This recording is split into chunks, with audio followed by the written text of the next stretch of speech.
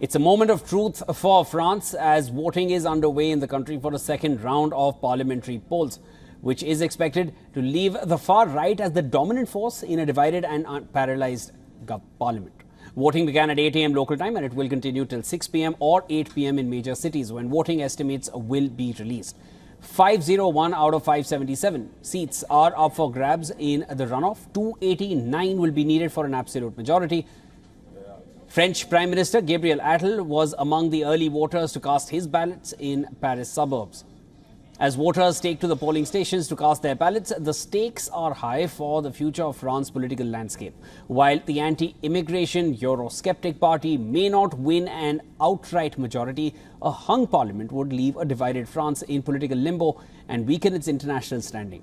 More than 200 candidates have withdrawn their candidacies to block National Rally coming to power. However, much uncertainty remains if voters will go along with these efforts to block Marine Le Pen's far-right party.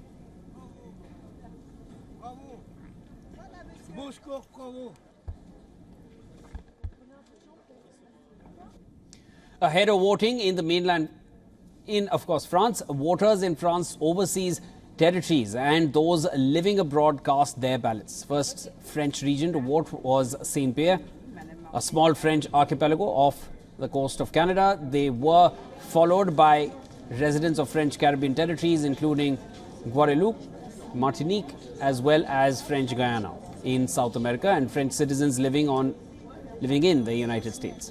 Polling stations in the Pacific territory of New Caledonia opened next.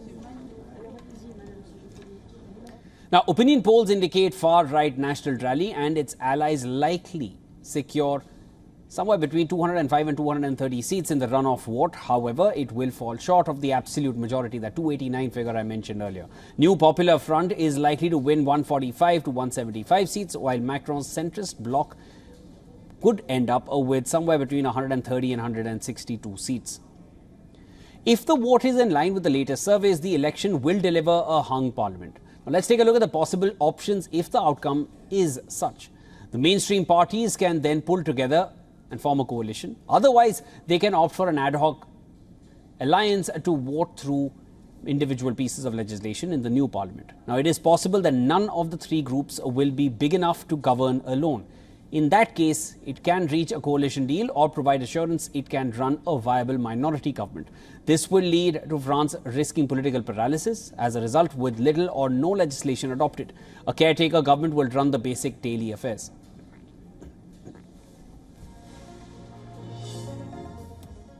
For more of this, we were earlier joined by our correspondent Himanshu Dikshit from Paris. Here's what he had to tell us.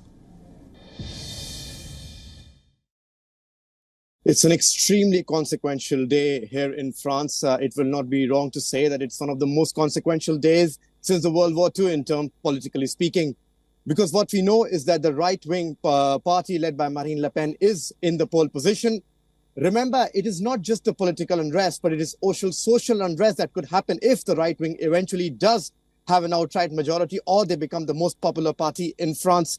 There are around 30,000 police officers who have been centered around all of France, just 10,000 police officers just in Paris alone. So we can see how seriously it has been taken. And of course, by 8 o'clock today, we will get to know a good idea as to where Marine Le Pen party stands and where Macron stands. That's the million-dollar question, isn't it? The thing is that, you see, when the first poll happened on the 30th, around 76 MPs were outright selected. The seats were selected. But now, the left-wing coalition and the Emmanuel Macron centrist parties, what they have done is that the person who was in the third position have tried to get out of the race so that they can consolidate the vote and make sure that Le Pen's party does not come into the power. The polls right now are suggesting that she can win up to 190 to 250. So we will have to see if they can actually stop her from having an outright majority. What also is very important to say is that Marine Le Pen's tone has changed a little bit. Initially, she had said that if they do not win an outright majority, then Jordan Bardella, her protege, will not become the prime minister and they will not claim to form the government. But however, she did say yesterday that if they are close enough, they will try to form a government.